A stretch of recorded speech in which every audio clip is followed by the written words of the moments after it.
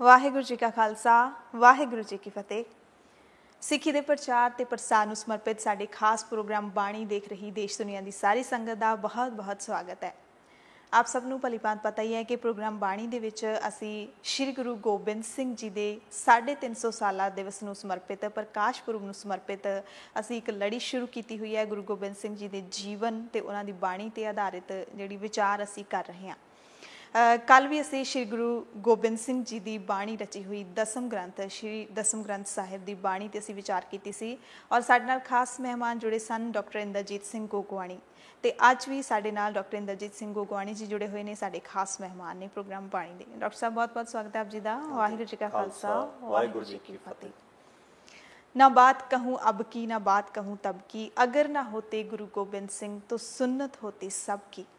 सो गुरु गोबिंद सिंह पातशाह जी दे जीवन के बारे साडे कोल शब्दां दी बड़ी घाट है। असी अगर शुरुआत करन लगिए तो जे असी बाबा बंदा सिंह बहादुर जी की मिसाल लै लईए तो बाबा बंदा सिंह बहादुर कहते ने जदों गुरु गोबिंद सिंह पातशाह के बारे कोई गल करन लगदे सी तां उन्हां दी जुबान बंद हो जाती सी, अखां चों अथरू आ जाते सी और वो बोलते बोलते रुक जाते सी। कहते सी कि श्री गुरु गोबिंद सिंह जी बारे कुछ कहा नहीं जा सकता, सिर्फ महसूस किया जा सकता है।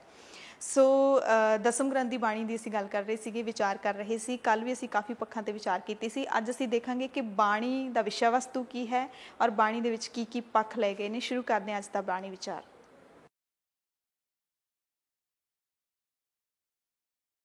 डॉक्टर साहब अज के विचार दे विच सब तो पहला यही जानना चाहांगे कि जिस तरह श्री गुरु ग्रंथ साहिब जी दे विच सर्व सांझीवालता सब तो वड्डा संदेश है पूरी मानवता दे लई, तां दसम ग्रंथ की बाणी दे विच सर्व सांझीवालता दे लई की संदेश है? ਪਹਿਲਾਂ ਤਾਂ ਗੁਰੂ ਗੋਬਿੰਦ ਸਿੰਘ ਮਹਾਰਾਜ ਜੀ ਦਾ ਜੀਵਨ ਹੀ ਸਰਬ ਸਾਂਝੀਵਾਲਤਾ ਦਾ ਪ੍ਰਤੀਕ ਹੈ जी ਜਿਹਦੇ ਵਿੱਚ ਸਰਮੌਰ ਕਵੀ ਭਾਈ ਨੰਦ ਲਾਲ ਜੀ ਬ੍ਰਾਹਮਣ ਹੁੰਦਿਆਂ ਹੋਇਆਂ ਵੀ 52 ਕਵੀਆਂ ਦੇ ਸਰਮੌਰ ਕਵੀ ਨੇ ਜਿਹੜੇ ਲਿਖਦੇ ਨੇ ਨਾਸਰੋ ਮਨਸੂਰ ਗੁਰੂ ਗੋਬਿੰਦ ਸਿੰਘ ਏਜ਼ ਦੀ ਮਨਜ਼ੂਰ ਗੁਰੂ ਗੋਬਿੰਦ ਸਿੰਘ, ਜਿਹਦਾ ਕੋਈ ਆਸਰਾ ਨਹੀਂ ਉਹਦਾ ਆਸਰਾ ਹੈ ਗੁਰੂ ਗੋਬਿੰਦ ਸਿੰਘ ਮਹਾਰਾਜ। ਅੱਲਾ ਦੀ ਦਰਗਾਹ ਵਿੱਚ ਪ੍ਰਵਾਨ ਨੇ ਗੁਰੂ ਗੋਬਿੰਦ ਸਿੰਘ ਔਰ ਨੂਰ ਦਰ ਹਰ ਚਸ਼ਮ ਗੁਰੂ ਗੋਬਿੰਦ ਸਿੰਘ, रूह दर हर जिस्म गुरु गोबिंद सिंह जी। भाई नंद लाल जी कहते हैं कि हर अख का नूर गुरु गोबिंद सिंह जी ने।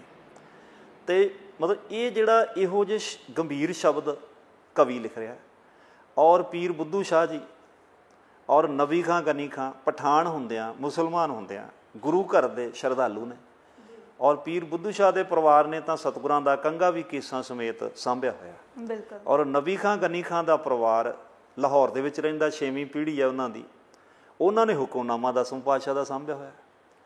और ये सारा जिहड़ा समा सतगुरां दा जीवन काल है वो विश्व शांति लई विश्व प्यार का प्रतीक है। इसलिए गुरु गोबिंद सिंह महाराज जी का एक तो जीवन, एक उन्हां दा जिहड़ा सांझीवालता की आपां गल कीती है कि सतगुरां दा शब्द है हिंदू तुर्क को राफजी इमाम साफी मानस की जात सब है के पहचान वो कि मनुख की जात केवल मनुख है और वह मजहब कोई भी हो सकता है। इस तरह सतगुरां ने एक ना शब्द असी सवैयां च पढ़ते हैं, साच कहूँ सुन लियो सब है जिन प्रेम कीओ तैन ही प्रभ पायो। तो प्रेम की भाषा समुचे विश्व लई हुंदी है, समुचे संसार लई हुंदी है। एक सतगुरां ने बहुत ही एक बहर का शब्द रचिया कि दुनिया में किन्ने किन्ने लोग हे प्रभु तेरा नाम लैंदे ने, बंग के बंगाली फिरंग के फरंगी वाली दिल्ली के दिलवाली तेरी आज्ञा में चलत है, रो के रहेले माघ देश के मंगेले वीर बंगसी बंगेले पाप पुंज को दलत हैं, गोखा गुण गावै चीन मचीन के देश न्यावै तिब्बती ध्यावै दोख दाह को दलत हैं। अंत विच कहंदे जिने तोहे ध्यायो तिने पूर्ण प्रताप पायो, सर्ब धन धाम फल फूल सो फलत है। उत्थे सतगुरां ने ये नहीं कहा भी किस मत के लोगों ने तैनूं ध्याया, कहते जिन्हों ने भी तुहानूं ध्याया, चाहे वह बंगाल के बंगाली लोग ने, चाहे गोरखे ने, चाहे किसी भी देश प्रदेश विच वसण वाले ने, जिन्हों ने भी तैनूं ध्याया उन्होंने पूर्ण प्रताप पाया और उन्होंने सारे घर बार जिवें फल फूल दे नाल फलत हुंदे ने, रूहानीयत करके भी, संसारी करके भी, धार्मिक करके भी, समाजिक जीवन करके भी। इस करके जिस तरह गुरु ग्रंथ साहिब महाराज जी विच भी विश्व सांझीवालता दीयां गल्लां ने, गुरु गोबिंद सिंह महाराज जी के जीवन विच भी और गुरु गोबिंद सिंह महाराज जी की रचना दे विच भी बाणी दे विच भी ਇਹ ਸਰਵ ਸਾਂਝੀਆਂ ਹੀ ਗੱਲਾਂ ਨੇ। ਬਿਲਕੁਲ ਬਿਲਕੁਲ। ਸੋ ਡਾਕਟਰ ਸਾਹਿਬ, ਉਸ ਤੋਂ ਬਾਅਦ ਅਗਰ ਅਸੀਂ ਇਤਿਹਾਸਿਕ ਪੱਖ ਦੀ ਗੱਲ ਕਰ ਲਈਏ, ਇਤਿਹਾਸਕ ਪੱਖ ਦੀ, ਅਧਿਆਤਮਕ ਪੱਖ ਦੀ, ਤਾਂ ਇਹਨਾਂ ਦੇ ਬਾਰੇ ਕਿੰਨੀ ਕੁ ਸੁਮੇਲਤਾ ਹੈ ਬਾਣੀ ਸ਼੍ਰੀ ਗੁਰੂ ਗ੍ਰੰਥ ਸਾਹਿਬ ਜੀ ਤੇ ਦਸਮ ਗ੍ਰੰਥ ਦੀ? ਹਾਂ, ਜਿਹੜਾ ਇੱਕ ਤਾਂ ਜਿਹੜੀ ਹੈਗੀ ਅਧਿਆਤਮਕਤਾ ਜੀ, ਕਿਉਂਕਿ ਸਤਿਗੁਰੂ ਵੀ ਜਿਹੜਾ ਜਾਪ ਸਾਹਿਬ ਆ, ਅਕਾਲ ਉਸਤਤ ਹੈ, ਇਹ ਰੂਹਾਨੀਅਤ ਦੀਆਂ ਰਮਜ਼ਾਂ ਨੇ। ਇਹਦੇ ਵਿੱਚ ਜਦੋਂ ਨਾ ਜਲੇ ਹਰੀ, ਥਲੇ ਹਰੀ, ਉਰੇ ਹਰੀ, ਬਨੇ ਹਰੀ, ਗੁਫਾ ਹਰੀ, ਗਿਰਾ ਹਰੀ, ਇਹਾਂ ਹਰੀ, ਉਹਾਂ ਹਰੀ, ਤਾਂ ਸਤਿਗੁਰੂ ਪਤਾ ਨਹੀਂ ਕਿੰਨੇ ਸ਼ਬਦਾਂ ਦੇ ਵਿੱਚ ਪ੍ਰਮਾਤਮਾ ਦੇ ਰੂਪ ਨੂੰ ਚਿੱਤਰ ਜਾਂਦੇ ਨੇ। ਜਿਵੇਂ ਜਾਪ ਸਾਹਿਬ ਵਿੱਚ ਹਰ ਰੂਪ ਚਿੱਤਰਿਆ ਹੋਇਆ ਜੀ, ਹੈ ਨਾ। ਵੀ ਤੈਨੂੰ ਨਮਸਕਾਰ ਹੈ, ਨਮਸਤੰ ਅਕਾਲੇ, ਨਮਸਤੰ ਕਿਰਪਾਲੇ, ਹੇ ਤੂੰ ਕਿਰਪਾਲੂ ਵੀ ਹੈ, ਤੂੰ ਕਾਲ ਰਹਿਤ ਵੀ ਹੈ, ਤੇ ਕੁਦਰਤੀ ਦੋਨਾਂ ਬਾਣੀਆਂ ਦਾ ਸੁਮੇਲ ਹੋ ਜਾਂਦਾ। ਤਾਂ ਇਸ ਕਰਕੇ ਜਿਹੜੀਆਂ ਇਹ ਰਮਜ਼ਾਂ ਨੇ, ਅਧਿਆਤਮਕਤਾ ਦੀਆਂ ਰਮਜ਼ਾਂ ਨੇ, ਇਹ ਜਿਸ ਤਰ੍ਹਾਂ ਗੁਰੂ ਗ੍ਰੰਥ ਸਾਹਿਬ ਮਹਾਰਾਜ ਜੀ ਦੇ ਵਿੱਚ ਸਤਿਗੁਰਾਂ ਨੇ ਰਚੀਆਂ ਨੇ, ਦਸਮ ਪਾਤਸ਼ਾਹ ਮਹਾਰਾਜ ਜੀ ਨੇ ਵੀ ਇਸੇ ਤਰ੍ਹਾਂ ਦੀਆਂ ਇਹ ਰੂਹਾਨੀਅਤ ਦੀਆਂ ਰਮਜ਼ਾਂ ਜਿਹੜੀਆਂ ਪ੍ਰਮਾਤਮਾ ਦੀਆਂ, ਉਹ ਵੀ ਸਾਰੀਆਂ ਰਚੀਆਂ ਹੋਈਆਂ ਨੇ। ਔਰ ਇੱਕ ਉਹਨਾਂ ਦਾ ਸ਼ਬਦ ਹੈ, ਜੈਸੇ ਏਕ ਆਗ ਤੇ ਕਨੂਕਾ ਕੋਟ ਆਗ ਉੱਠੇ, ਨਿਆਰੇ ਨਿਆਰੇ ਹੋਏ ਕੇ ਫਿਰ ਆਗ ਮੈਂ ਸਮਾਏਂਗੇ। ਕਹਿੰਦੇ ਜਿਵੇਂ ਇੱਕ ਅੱਗ ਤੋਂ ਕਰੋੜਾਂ ਚੰਗਿਆੜੇ ਉੱਠਦੇ ਨੇ, ਸਾਰੇ ਨਿਆਰੇ ਨਿਆਰੇ ਹੋ ਕੇ ਫੇਰ ਸਮਾ ਜਾਂਦੇ ਨੇ। ਜੈਸੇ ਏਕ ਧੂਰ ਤੇ ਅਨੇਕ ਧੂਰ ਪੂਰਤ ਹੈ, ਧੂਰ ਕੇ ਕਨੂਕਾ ਸਭੇ ਧੂਰ ਹੀ ਕਹਾਏਂਗੇ। ਧੂੜ ਦੇ ਵਿੱਚੋਂ ਅਨੇਕਾਂ ਕਣ ਉੱਠਦੇ ਨੇ, ਫੇਰ ਸਾਰੇ ਧੂੜ ਦੇ ਵਿੱਚ ਸਮਾ ਜਾਂਦੇ ਨੇ। ਜੈਸੇ ਇੱਕ ਨਦ ਤੇ ਤਰੰਗ ਕੋਟ ਉਪਜਤ ਹੈ, ਪਾਨ ਕੇ ਤਰੰਗ ਸਭੇ ਪਾਨ ਹੀ ਕਹਾਏਂਗੇ। ਕਹਿੰਦੇ ਨਦੀ ਵਿੱਚ ਕਿੰਨੀਆਂ ਤਰੰਗਾਂ ਹੁੰਦੀਆਂ ਨੇ, ਪਰ ਸਾਰੀਆਂ ਜਿਵੇਂ ਪਾਣੀ ਵਿੱਚ ਹੀ ਫੇਰ ਸਮਾ ਜਾਂਦੀਆਂ ਨੇ। ਤੈਸੇ ਵਿਸ਼ਵ ਰੂਪ ਤੇ ਅਭੂਤ ਭੂਤ ਪ੍ਰਗਟ ਹੋਇਓ, ਤਾਂ ਹੀ ਤੇ ਉਪਜ ਸਭੈ ਤਾਂ ਹੀ ਮੈਂ ਸਮਾਏਂਗੇ। ਤਾਂ ਇਹਦੇ ਇਸੇ ਤਰ੍ਹਾਂ ਅਕਾਲ ਪੁਰਖ ਤੋਂ ਇਹ ਦੁਨੀਆ ਸਿਰਜੀ ਗਈ। ਇਹ ਇੱਥੇ ਮਨੁੱਖ ਅੱਗ ਦੇ ਚੰਗਿਆੜਿਆਂ ਵਾਕਣ, ਧੂੜ ਦੇ ਕਣਾਂ ਵਾਕਣ, ਨਦੀਆਂ ਦੀਆਂ ਲਹਿਰਾਂ ਵਾਕਣ ਬਹੁਤ ਕੁਝ ਜੀਵਨ ਵਿੱਚ ਜਿਉਂਦਾ, ਫਿਰ ਉਹਦੇ ਵਿੱਚ ਸਮਾ ਜਾਂਦਾ ਹੈ। ਤਾਂ ਇਹ ਸ਼ਬਦਾਂ ਦੀ ਇੱਕ ਸੁਮੇਲਤਾ ਹੈ ਜਿਹੜੀ ਆ, ਮਤਲਬ ਪਰਮਾਤਮਾ ਦੀ ਸ਼ਕਤੀ ਔਰ ਰੂਹਾਨੀਅਤ ਦੀ। ਜੀ ਜੀ। ਜਿਹੜੀ ਆਪਾਂ ਦੂਸਰੀ ਗੱਲ ਕੀਤੀ ਇਤਿਹਾਸ ਦੀ, ਜੀ, ਇਤਿਹਾਸ ਦੇ ਬਹੁਤ ਸਾਰੇ ਹਵਾਲੇ ਦਸਮ ਪਾਤਸ਼ਾਹ ਦੀ ਇਸ ਦਸਮ ਗ੍ਰੰਥ ਵਿੱਚ ਹੈਗੇ ਨੇ। ਜਿਵੇਂ ਭੰਗਾਣੀ ਦੇ ਯੁੱਧ ਦਾ ਹਾਲ ਹੈ। ਜਦੋਂ ਭੰਗਾਣੀ ਦਾ ਯੁੱਧ ਜਿੱਤ ਕੇ ਆਏ ਨਾ, ਸਿੱਖਾਂ ਨੇ ਕਿਹਾ ਸਤਿਗੁਰੂ ਆਪਣੀ ਜਿੱਤ ਹੋਈ ਹੈ। ਸਤਿਗੁਰੂ ਮੁਸਕਰਾ ਕੇ ਕਹਿੰਦੇ ਨਹੀਂ, ਭਈ ਜੀਤ ਮੇਰੀ ਕਿਰਪਾ ਅਕਾਲ ਕੇਰੀ। ਇਹ ਉਸ ਅਕਾਲ ਪੁਰਖ ਦੀ ਕਿਰਪਾ ਨਾਲ ਹੋਈ ਹੈ। ਫਿਰ ਸਾਰਾ ਸ਼ਬਦ ਹੈ ਰਣਮ ਜੀਤ ਆਏ ਜਯੰ ਗੀਤ ਗਾਏ। ਇਹ ਵੀ ਆਉਂਦਾ ਜਬੈ ਬਾਣ ਲੱਗੋ ਤਬੈ ਰੋਸ ਜਾਗੋ। ਜਦੋਂ ਬਾਣ ਲੱਗਦਾ ਨਾ, ਉਦੋਂ ਰੋਸ ਜਗਦਾ। ਔਰ ਇਸੇ ਤਰ੍ਹਾਂ ਮੈਂ ਅਕਸਰ ਕਹਿੰਦਾ ਹੁੰਦਾ ਵੀ ਗੁਰੂ ਗੋਬਿੰਦ ਸਿੰਘ ਮਹਾਰਾਜ ਜੀ ਦੇ 4 ਪੁੱਤਰਾਂ ਦੀ ਸ਼ਹੀਦੀ ਦਾ ਵੇਰਵਾ ਸਭ ਤੋਂ ਪਹਿਲਾਂ ਜਿਹੜਾ ਪ੍ਰਮਾਣਿਕ ਸਰੋਤ ਹੈ, ਉਹ ਦਸਮ ਪਾਤਸ਼ਾਹ ਦਾ ਜ਼ਫਰਨਾਮਾ ਹੈ। ਬਿਲਕੁਲ। ਗੁਰੂ ਗੋਬਿੰਦ ਸਿੰਘ ਮਹਾਰਾਜ ਜੀ ਨੇ ਜ਼ਫਰਨਾਮੇ ਵਿੱਚ ਸਭ ਤੋਂ ਪਹਿਲਾਂ ਅੰਕਿਤ ਕੀਤਾ ਕਿ ਮੇਰੇ 4 ਪੁੱਤਰ ਕੁਰਬਾਨ ਹੋਏ ਨੇ। ਜਿਹੜਾ ਉਹ ਫਾਰਸੀ ਦਾ ਸ਼ੇਰ ਹੈ ਨਾ, ਚੇਹਾ ਸ਼ੁੱਧ ਕੇ ਚੂੰ ਬਚਗਾ ਕੁਸ਼ਤੈ ਚਾਰ, ਕਿ ਬਾਕੀ ਬਿਮਾਨਦਸਤ ਪੇਚੀ ਦੇ ਮਾਰ। ਔਰੰਗਜ਼ੇਬ ਬਾਦਸ਼ਾਹ ਨੂੰ ਲਿਖਦੇ ਨੇ ਕਿ ਕੀ ਹੋਇਆ ਕਿ ਤੂੰ ਮੇਰੇ 4 ਪੁੱਤਰ ਕੋ ਕੇ ਸ਼ਹੀਦ ਕਰ ਦਿੱਤੇ। ਯਾਦ ਰੱਖ, ਇਹ ਜਿਹੜਾ ਮੇਰਾ ਪੇਚੀ ਦਾ, ਪੇਚੀ ਦੇ ਕਹਿੰਦੇ ਕੁੰਡਲੀਆ ਸੱਪ ਨੂੰ। ਅਤੇ ਸਾਡੇ ਭਾਰਤੀ ਇੱਕ ਪਰੰਪਰਾ ਹੈ ਕਿ ਜਿਹਦੇ ਕੁੰਡਲੀਆ ਸੱਪ ਲੜੇ ਨਾ, ਉਹਦੀਆਂ 7 ਪੁਸ਼ਤਾਂ ਨਾਸ਼ ਹੁੰਦੀਆਂ ਨੇ। ਔਰ ਉਹ ਸਾਡੀ ਜਿਹੜੀ ਪ੍ਰਮਾਣਿਕ ਸਮਾਜ ਦੀਆਂ ਜਿਹੜੀਆਂ ਅਸੀਂ ਲੋਕੋ ਕੁੱਤੀਆਂ ਕਹਿੰਦੇ ਹਾਂ, ਕੌਤਾਂ ਮੁਹਾਵਰੇ ਕਹਿੰਦੇ ਹਾਂ, ਸਤਿਗੁਰਾਂ ਨੇ ਉਹਨਾਂ ਨੂੰ ਇਸ ਵਿੱਚ ਦਰਜ ਕੀਤਾ ਕਿ ਕੀ ਹੋਇਆ, ਮੇਰੇ ਤੂੰ 4 ਪੁੱਤਰ ਕੋ ਕੇ ਸ਼ਹੀਦ ਕਰ ਦਿੱਤੇ। ਮੇਰਾ ਖਾਲਸਾ ਜਿਹੜਾ ਪੇਚੀ ਦਾ ਮਾਰ ਕੁੰਡਲੀਆ ਸੱਪ ਜਿਉਂਦਾ, ਇਹ ਤੇਰੇ ਜ਼ਬਰ ਜ਼ੁਲਮ ਦਾ ਨਾਸ਼ ਕਰ ਦੇਗਾ।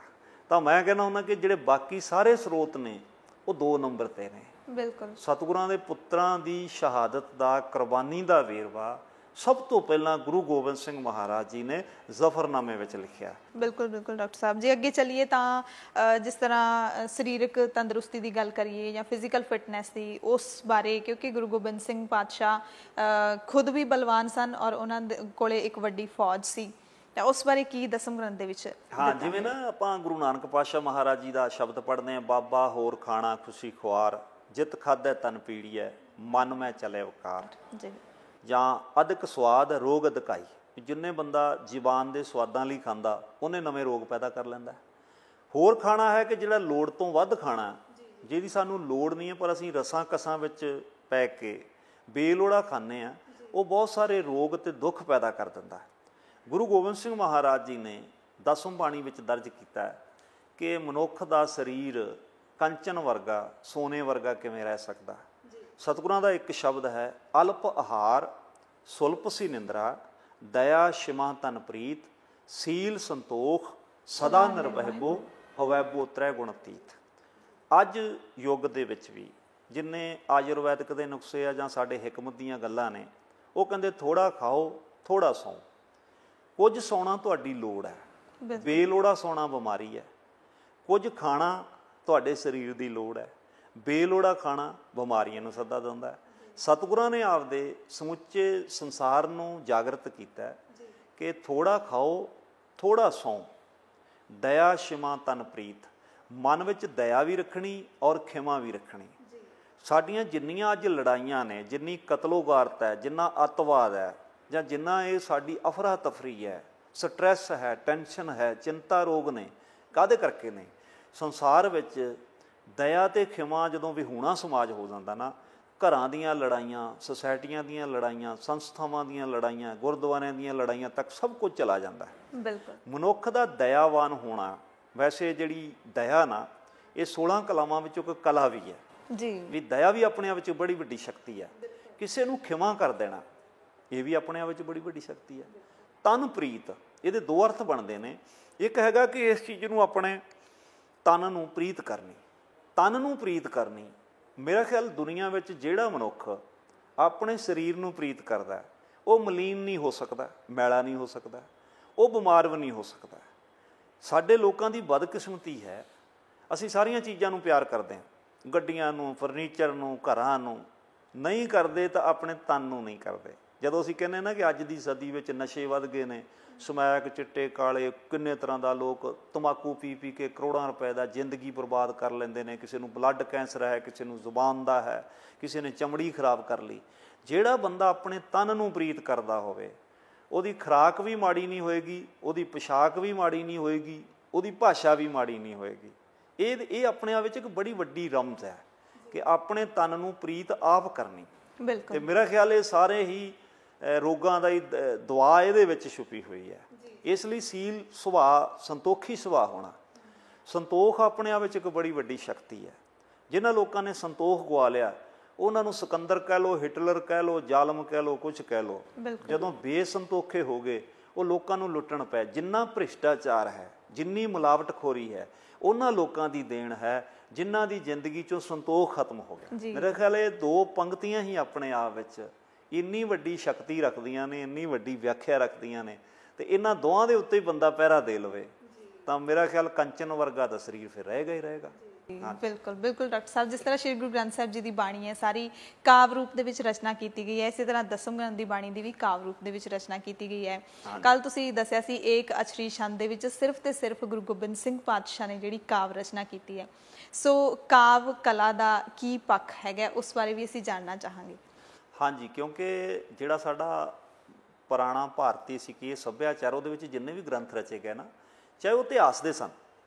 ਜੇ ਸਾਡੇ ਕਵੀ ਸੰਤੋਖ ਸਿੰਘ ਨੇ ਸੂਰਜ ਪ੍ਰਕਾਸ਼ ਲਿਖਿਆ, ਉਹ ਵੀ ਕਾਵ ਰੂਪ ਵਿੱਚ ਹੈ।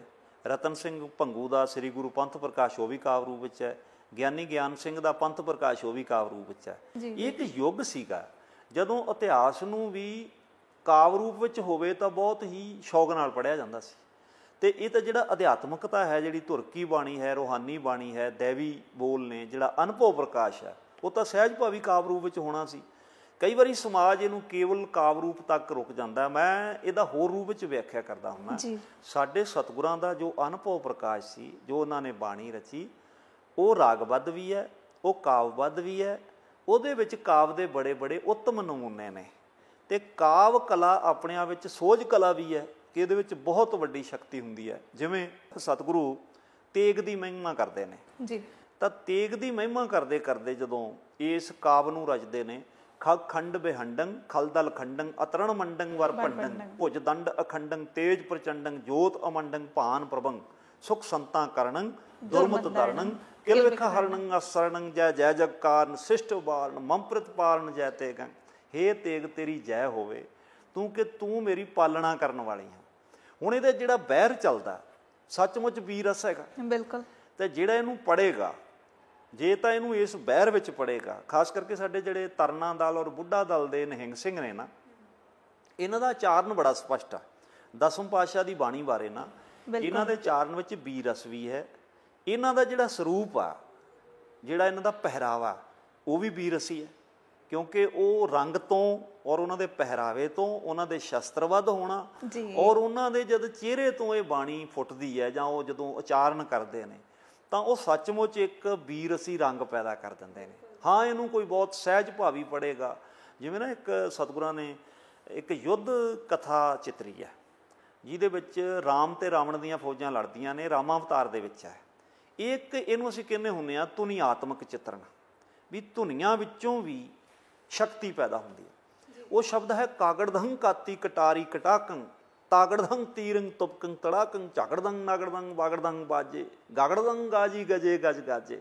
ਹੁਣ ਇਹਨੂੰ ਜੇ ਕੋਈ ਸਹਿਜ ਨਾਲ ਪੜ੍ਹੇਗਾ ਮਾਹੌਲ ਨਹੀਂ ਬਣੇਗਾ। ਬਿਲਕੁਲ, ਇਹ ਇੱਕ ਯੁੱਧ ਦਾ ਮਾਹੌਲ ਹੈਗਾ ਕਿ ਜਦੋਂ ਉੱਧਰ ਵੀ ਫੌਜਾਂ ਖੜੀਆਂ ਨੇ, ਉੱਧਰ ਵੀ ਫੌਜਾਂ ਖੜੀਆਂ ਨੇ, ਤਾਂ ਇਹਦਾ ਜਿਹੜਾ ਉਚਾਰਨ ਹੈ, ਜਿਹੜਾ ਇਹਨੂੰ ਸ਼ੁੱਧ ਕਰੇਗਾ, ਉਹ ਇਹਦੇ ਨਾਲ ਇਨਸਾਫ ਕਰੇਗਾ। ਬਿਲਕੁਲ, ਜਿਹੜਾ ਇਹਨੂੰ ਆਮ ਕਵਿਤਾ ਵਾਂਗ ਪੜ੍ਹਨ ਦੀ ਕੋਸ਼ਿਸ਼ ਕਰੇਗਾ ਜਾਂ ਸਹਿਜ ਭਾਵੀ ਪੜ੍ਹੇਗਾ ਤਾਂ ਮੇਰਾ ਖਿਆਲ ਉਹ ਰਸ ਨਹੀਂ ਪੈਦਾ ਹੋਏਗਾ। ਇਹ ਜਿਹੜੇ ਧੁਨੀਆਤਮਕ ਚਿੱਤਰ ਨੇ ਇਹਨਾਂ ਦੇ ਅਰਥ ਨਹੀਂ ਹੁੰਦੇ, ਕਈ ਵਾਰੀ ਅਰਥ ਹੈਗੇ ਵੀ ਨੇ, ਪਰ ਕਈ ਵਾਰੀ ਕੁਝ ਬੋਲਾਂ ਨੂੰ ਨਾ ਜਿਵੇਂ ਪੰਜਾਬੀ ਲੋਕ ਲਲਕਰਾ ਮਾਰਦੇ ਨੇ, ਇਹਦਾ ਅਰਥ ਹੈਗਾ ਵੀ ਆ ਤੇ ਨਹੀਂ ਵੀ ਹੈਗਾ। ਅਰਥ ਇਸ ਕਰਕੇ ਕਿ ਲਲਕਾਰਦਾ, ਬੰਦੇ ਨੂੰ ਚੈਲੰਜ ਕਰਦਾ, ਪਰ ਇਹਦਾ ਤੁਸੀਂ ਸ਼ਾਬਦਿਕ ਅਰਥ ਨਹੀਂ ਕਰ ਸਕੋਗੇ। ਇਸ ਲਈ ਸਤਿਗੁਰਾਂ ਨੇ ਕਈ ਥਾਈਂ ਧੁਨੀਆਤਮਕ ਚਿੱਤਰਨ ਆ, ਜਦੋਂ ਧੁਨੀ ਹੀ ਇੱਕ ਆਪਣੇ ਆਪ ਨੂੰ ਪ੍ਰਗਟ ਕਰਦੀ ਹੈ, ਉਹ ਵੀ ਚਿੱਤਰ ਚਿੱਤਰੇ ਨੇ। ਇਸ ਕਰਕੇ ਜੇ ਵਿੱਚ ਛੰਦਾਂ ਦੀ ਚਾਲ, ਭੁਜੰਗ ਪ੍ਰਯਾਸ ਛੰਦ, ਭੁਜੰਗ ਸੱਪ ਦੀ ਚਾਲ ਵਾਲਾ ਛੰਦ, ਸੱਪ ਦੀ ਚਾਲ ਇੰਝ ਜਾਏਗੀ, ਇਹਨੂੰ ਸਰਲ ਨਹੀਂ ਕੋਈ ਪੜ੍ਹੇਗਾ। ਸਾਨੂੰ ਇੱਕ ਨਿਹੰਗ ਸਿੰਘ ਸਨ ਬਜ਼ੁਰਗ, ਤਾਂ ਉਹ ਕਹਿੰਦੇ ਵੀ ਜਾਪ ਸਾਹਿਬ ਇੰਝ ਨਹੀਂ ਪੜ੍ਹੀਦਾ ਜਿਵੇਂ ਤੁਸੀਂ ਆਮ ਸਧਾਰਨ ਭਾਸ਼ਾ ਵਿੱਚ ਪੜ੍ਹੋਗੇ, ਨਮਸਤੰ ਕਾਲੇ ਨਮਸਤੰ ਕਿਰਪਾਲੇ। ਆਂਦਾ ਇਹਦੀ ਇੱਕ ਬਹਿਰ ਹੈ, ਨਮਸਤੰ ਕਾਲੇ ਨਮਸਤੰ ਕਿਰਪਾਲੇ। ਉਹਦਾ ਇੱਕ ਉਚਾਰਨ ਇਸ ਤਰ੍ਹਾਂ ਦਾ ਸੀਗਾ ਕਿ ਕਹਿੰਦਾ ਇਹਦੇ ਚੋਂ ਭੁਜੰਗ ਪ੍ਰਜਾਤ ਛੰਦ ਪ੍ਰਗਟ ਹੋਵੇ। ਜਿਵੇਂ ਤੁਸੀਂ ਢਾਡੀ ਵਾਰ ਗਾਉਂਦੇ ਨੇ ਤਾਂ ਉਹ ਵਾਰ ਬੀਰਸ ਪੈਦਾ ਕਰ ਦਿੰਦੀ ਹੈ। ਉਹਦੀ ਜਿਹੜੀ ਹਾਈ ਪਿੱਚ ਤੇ ਗਾਉਣਾ, ਫਿਰ ਨਾਲ ਸਰੰਗੀ ਢੱਡਾਂ ਦਾ ਸੁਮੇਲ, ਫਿਰ ਨਾਲ ਕਮੈਂਟਰੀ, ਫਿਰ ਕਹਿ ਕੇ ਜਦੋਂ ਚੱਕਣੀ ਆ ਤੇ ਉਹ ਮਾਹੌਲ ਬਣ ਜਾਂਦਾ ਜੰਗ ਦਾ। ਇਸ ਕਰਕੇ ਸਤਿਗੁਰਾਂ ਦੀ ਜਿਹੜੀ ਕਾਵ ਸ਼ੈਲੀ ਹੈ ਨਾ, ਇਹ ਬੀਰਸੀ ਹੈ। ਬਿਲਕੁਲ ਬਿਲਕੁਲ ਡਾਕਟਰ ਸਾਹਿਬ। ਸੋ ਇਸ ਦੇ ਨਾਲ ਜਿਸ ਤਰ੍ਹਾਂ ਸ਼੍ਰੀ ਗੁਰੂ ਗ੍ਰੰਥ ਸਾਹਿਬ ਜੀ ਦੇ ਵਿੱਚ ਜਾਤ ਪਾਤ, ਊਚ ਨੀਚ, ਭੇਦਭਾਵ, ਵਹਿਮਾਂ ਭਰਮਾਂ ਦਾ ਬੜੇ ਖੁੱਲ੍ਹੇ ਸ਼ਬਦਾਂ ਦੇ ਵਿੱਚ ਖੰਡਨ ਕੀਤਾ ਹੋਇਆ ਹੈ, ਔਰ ਸਿੱਖ ਨੂੰ ਇਸ ਪਾਸੇ ਤੋਂ ਇਹਦਾ ਬਿਲਕੁਲ ਹੀ ਖੰਡਨ ਕਰਨ ਦਾ ਆਦੇਸ਼ ਵੀ ਦਿੱਤਾ ਹੈ ਗੁਰੂ ਸਾਹਿਬਾਨਾਂ ਨੇ। ਤਾਂ ਦਸਮ ਗ੍ਰੰਥ ਦੇ ਵਿੱਚ ਗੁਰੂ ਪਾਤਸ਼ਾਹ ਨੇ ਵਹਿਮਾਂ ਭਰਮਾਂ ਪ੍ਰਤੀ ਕੀ ਸੰਦੇਸ਼ ਸਾਨੂੰ ਦਿੱਤਾ? ਹਾਂ, ਪਾਤਸ਼ਾਹ ਦੀ ਨਾ ਗੁਰੂ ਗ੍ਰੰਥ ਸਾਹਿਬ ਦੀ ਬਾਣੀ ਚਾਹੁੰਦਾ, ਤੰਤ ਮੰਤ ਪਖੰਡ ਨਾ ਜਾਣਾ, ਰਾਮ ਹਿਰਦੈ ਮਨ ਮਾਨਿਆ। ਇਹ ਸ਼ਬਦ ਹੈ ਵੀ ਮੈਂ ਤੰਤਰ ਮੰਤਰ ਵਰਗੇ ਪਖੰਡ ਨੂੰ ਅਸੀਂ ਨਹੀਂ ਜਾਣਦੇ, ਕਿਉਂਕਿ ਇੱਕ ਅਕਾਲ ਦਾ ਨਾਮ ਸਾਡੇ ਹਿਰਦੇ ਵਿੱਚ ਹੈ। ਜਦੋਂ ਆਪਾਂ ਜਾਪ ਸਾਹਿਬ ਪੜ੍ਹਦੇ ਹਾਂ, ਗੁਰੂ ਗੋਬਿੰਦ ਸਿੰਘ ਮਹਾਰਾਜ ਜੀ ਦਾ ਵੀ ਸ਼ਬਦ ਆਉਂਦਾ, ਨਮੋ ਮੰਤਰ ਮੰਤਰੰ, ਨਮੋ ਜੰਤਰ ਜੰਤਰੰ, ਨਮੋ ਇਸ਼ਟ ਇਸ਼ਟ, ਨਮੋ ਤੰਤਰ ਤੰਤਰੰ। ਹੇ ਪ੍ਰਭੂ, ਤੇਰਾ ਨਾਮ ਹੀ ਜੰਤਰਾਂ ਤੋਂ ਵੱਡਾ ਜੰਤਰ ਹੈ, ਮੰਤਰਾਂ ਤੋਂ ਵੱਡਾ ਮੰਤਰ ਹੈ, ਤੰਤਰਾਂ ਤੋਂ ਵੱਡਾ ਤੰਤਰ ਹੈ। ਜਿੰਨੇ ਵੀ ਦੁਨੀਆ ਨੇ ਇਸ਼ਟ ਮੰਨੇ ਹੋਏ ਨੇ, ਸਾਰਿਆਂ ਇਸ਼ਟਾਂ ਦਾ ਵੀ ਇਸ਼ਟ ਤੇਰਾ ਨਾਮ ਹੈ।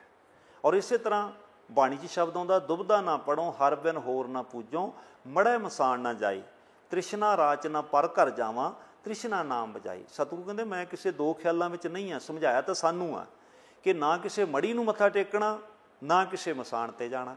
ਹੁਣ ਗੁਰੂ ਗੋਬਿੰਦ ਸਿੰਘ ਮਹਾਰਾਜ ਜੀ ਦਾ ਵੀ ਸ਼ਬਦ ਹੈ, ਜਾਗਤ ਜੋਤ ਜਪੈ ਨਿਸਬਾਸਰ, ਏਕ ਬਿਨਾ ਮਨ ਨੈਕ ਨਾ ਆਨੈ, ਪੂਰਨ ਪ੍ਰੇਮ ਪ੍ਰਤੀਤ ਸਜੈ, ਬਰਤ ਗੋਰ ਮੜੀ ਮੱਠ ਭੂਲ ਨਾ ਮਾਨੈ। ਕਿ ਮੇਰਾ ਸਿੱਖ ਜਿਹੜਾ ਹੈ ਉਹ ਇਸ ਪ੍ਰੇਮ ਵਿੱਚ ਹੋਏਗਾ, ਨਾ ਕਿਸੇ ਕਬਰ ਨੂੰ, ਨਾ ਕਿਸੇ ਮੜੀ ਨੂੰ, ਨਾ ਕਿਸੇ ਮੱਠ ਦੀ ਪੂਜਾ ਕਰੇਗਾ।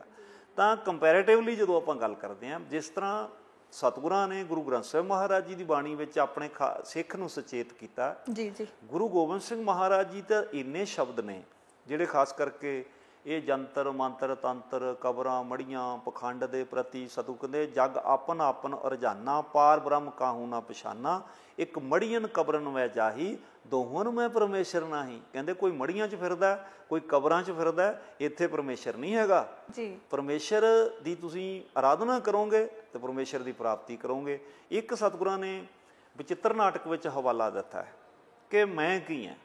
ਕਹਿੰਦੇ ਪਖਾਣ ਪੂਜ ਹੋ ਨਹੀਂ, ਪਖਾਣ ਕਹਿੰਦੇ ਪੱਥਰ ਨੂੰ, ਪਖਾਣ ਪੂਜ ਹੋ ਨਹੀਂ, ਨਾ ਭੇਖ ਭੀਜ ਹੋਂ ਕਹੀਂ, ਅਨੰਤ ਨਾਮ ਗਾਏ ਹੋਂ, ਪਰਮ ਪੁਰਖ ਪਾਏ ਹੋਂ, ਨਾ ਜਟਾ ਜੂਟ ਧਾਰ ਹੋ, ਨਾ ਮੁੰਦਰ ਕਾ ਸੁਧਾਰ ਹੋ, ਨਾ ਕਾਣ ਕਾਹੂ ਕੀ ਧਰੋਂ, ਜੋ ਕਹਿਓ ਪ੍ਰਭ ਸੋ ਹਾਂ ਕਰੋ, ਭਜੋ ਸੋ ਇੱਕ ਨਾਮੰ, ਜੋ ਕਾਮ ਸਰਬ ਠਾਮੰ, ਨਾ ਜਾਪ ਆਨ ਕੋ ਜਪੂ, ਨਾ ਥਾਪ ਆਨ ਕੋ ਥਪੋਂ, ਤਵਕ ਨਾਮ ਰਤਿੰ ਆਨ ਮਾਨ ਮਤਿੰ, ਕਹਿੰਦੇ ਮੈਂ ਤੇਰੇ ਨਾਮ ਵਿੱਚ ਰਤਿਆ ਹੋਇਆ।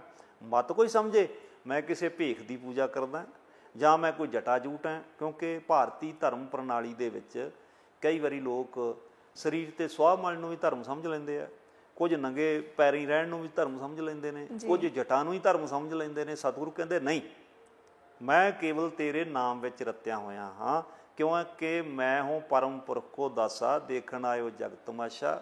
ਮੇਰਾ ਮਿਸ਼ਨ ਹੈ ਧਰਮ ਚਲਾਵਨ ਸੰਤ ਉਬਾਰਨ, ਦੁਸ਼ਟ ਸਬਨ ਕੋ ਮੂਲ ਉਪਾਰਨ। ਤੇ ਜੇ ਮੂਲ ਮੰਤਰ ਵਿੱਚ ਅਸੀਂ ਕਹਿੰਦੇ ਇੱਕ ਓਂਕਾਰ, ਜੋ ਨਿਰਭਉ ਵੀ ਹੈ ਨਿਰਵੈਰ ਵੀ ਹੈ, ਤੇ ਗੁਰੂ ਗੋਬਿੰਦ ਸਿੰਘ ਮਹਾਰਾਜ ਉਹੋ ਜਿਹੇ ਉਸੇ ਨੂੰ ਵਾਹਿਗੁਰੂ ਕਹਿ ਰਹੇ ਨੇ ਕਿ ਉਸੇ ਵਾਹਿਗੁਰੂ ਦੀ ਰਜਾ 'ਚ ਰਹਿਣਾ ਜੋ ਸਾਡਾ ਇੱਕ ਓਂਕਾਰ ਹੈ। ਜਿਵੇਂ ਆਪਾਂ ਪਹਿਲਾਂ ਕਿਹਾ ਨਾ ਵੀ ਸਮਰਥ ਕੋਸ਼ ਵਿੱਚ 170 ਨਾਮ ਨੇ, ਉੱਥੇ ਇੱਕ ਓਂਕਾਰ ਵੀ ਹੈਗਾ, ਉੱਥੇ ਵਾਹਿਗੁਰੂ ਵੀ ਹੈਗਾ, ਉੱਥੇ ਅਕਾਲ ਵੀ ਹੈਗਾ, ਉੱਥੇ ਭਗਉਤੀ ਵੀ ਹੈਗਾ। ਤਾਂ ਤੁਸੀਂ ਉਸ ਭਗਉਤੀ ਦੇ ਵਾਰਸ ਹੋ, ਅਕਾਲ ਦੇ ਵਾਰਸ ਹੋ, ਪਰਮਾਤਮਾ ਦੇ ਵਾਰਸ ਹੋ, ਇੱਕ ਓਂਕਾਰ ਦੇ ਵਾਰਸ ਹੋ। ਤੇ ਜਦੋਂ ਸਾਰਿਆਂ ਦਾ ਰੱਬ ਇੱਕ ਆ ਤੇ ਫਿਰ ਵਿਤਕਰਾ ਕਾਹਦਾ ਰਹਿ ਗਿਆ? ਫਿਰ ਤਾਂ ਸਾਰਿਆਂ ਨੂੰ ਜਿਉਣ ਦਾ ਹੱਕ ਹੈ। ਫਿਰ ਜਾਤ ਪਾਤ ਕਾਹਦੀ ਰਹਿ ਗਈ? ਫਿਰ ਰੰਗ ਨਸਲ ਕਾਹਦਾ ਰਹਿ ਗਿਆ? ਫਿਰ ਭੇਦ ਕਾਹਦਾ ਰਹਿ ਗਿਆ?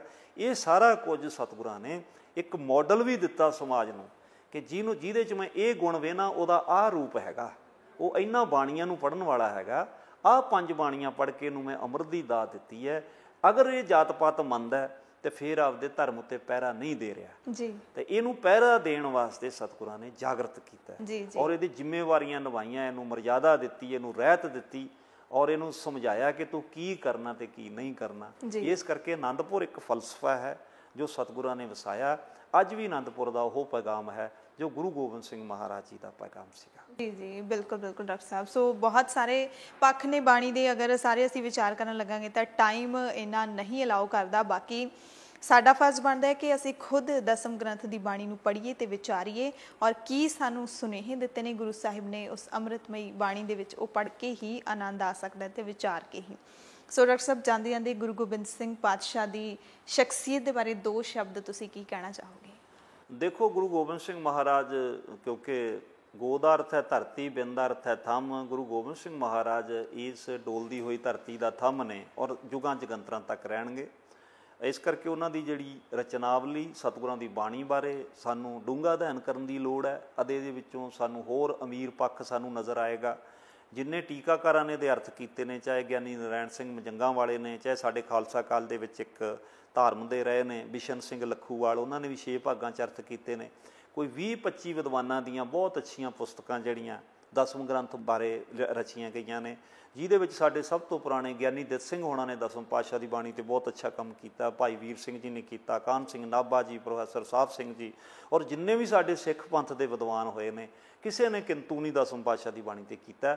ਮੇਰਾ ਕਹਿਣ ਤੋਂ ਭਾਵ ਇਹ ਹੈ ਕਿ ਸਾਨੂੰ ਉਹਨਾਂ ਵਿਦਵਾਨਾਂ ਨੂੰ ਪੜ੍ਹੀਏ ਤਾਂ ਕਿ ਅਸੀਂ ਵਿਦਿਆਵਾਨ ਹੋਈਏ। ਔਰ ਉਹ ਵਿਦਵਤਾ ਜਦੋਂ ਅਸੀਂ ਸਤਿਗੁਰਾਂ ਦੀ ਸ਼ਖਸੀਅਤ ਬਾਰੇ ਪੜ੍ਹਾਂਗੇ ਤਾਂ ਮੇਰਾ ਖਿਆਲ ਜਿੱਥੇ ਅਸੀਂ ਸਵੈਮਾਨ ਨਾਲ ਭਰਪੂਰ ਹੋਵਾਂਗੇ, ਉੱਥੇ ਸਾਨੂੰ ਬਾਣੀ ਪੜ੍ਹਨ ਦਾ ਵੀ ਆਨੰਦ ਆਏਗਾ ਔਰ ਅਸੀਂ ਵਿਸਮਾਦ ਪ੍ਰਾਪਤ ਕਰਾਂਗੇ। ਔਰ ਇਹੀ ਹੈ ਕਿ ਗੁਰੂ ਗੋਬਿੰਦ ਸਿੰਘ ਮਹਾਰਾਜ ਸਾਡੇ ਲੋਕ ਸਾਹਿਤ ਵਿੱਚ ਹੈ, ਮੇਰਾ ਰੁੱਸੇ ਨਾ ਕਲਗੀਆਂ ਵਾਲਾ, ਜੱਗ ਭਾਵੇਂ ਸਾਰਾ ਰੁੱਸ ਜਾਏ।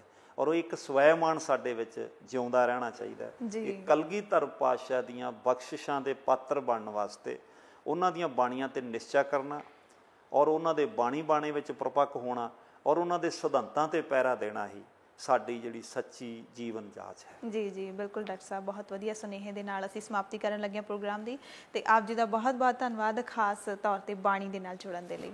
ਵਾਹਿਗੁਰੂ ਜੀ ਕਾ ਖਾਲਸਾ, ਵਾਹਿਗੁਰੂ ਜੀ ਕੀ ਫਤਿਹ। ਸੋ ਗੁਰੂ ਗੋਬਿੰਦ ਸਿੰਘ ਪਾਤਸ਼ਾਹ ਦਾ 350 ਸਾਲਾ ਇਸ ਵਾਰ ਕੌਮੀ ਪੱਧਰ ਤੇ ਮਨਾਇਆ ਜਾ ਰਿਹਾ ਹੈ ਪਟਨਾ ਸਾਹਿਬ ਦੀ ਇਤਿਹਾਸਿਕ ਧਰਤੀ ਦੇ ਉੱਤੇ, ਤੇ ਸਾਡਾ ਫਰਜ਼ ਬਣਦਾ ਕਿ ਅਸੀਂ ਗੁਰੂ ਗੋਬਿੰਦ ਸਿੰਘ ਜੀ ਦੀ ਸ਼ਖਸੀਅਤ ਦੇ ਬਾਰੇ ਜਾਣੀਏ। ਇਹੀ ਉਹਨਾਂ ਦੇ ਪ੍ਰਕਾਸ਼ ਪੁਰਬ ਨੂੰ ਅਸਲੀ ਅਰਥਾਂ ਦੇ ਵਿੱਚ ਮਨਾਉਣਾ ਹੋਵੇਗਾ। ਆਓ ਪੜ੍ਹੀਏ ਦੀ ਲੜੀ ਦੇ ਤਹਿਤ ਹੁਣ ਤੁਹਾਨੂੰ ਰੂਬਰੂ ਕਰਵਾ ਦਿੰਦੇ ਹਾਂ ਇੱਕ ਚੰਗੀ ਕਿਤਾਬ ਦੇ ਨਾਲ।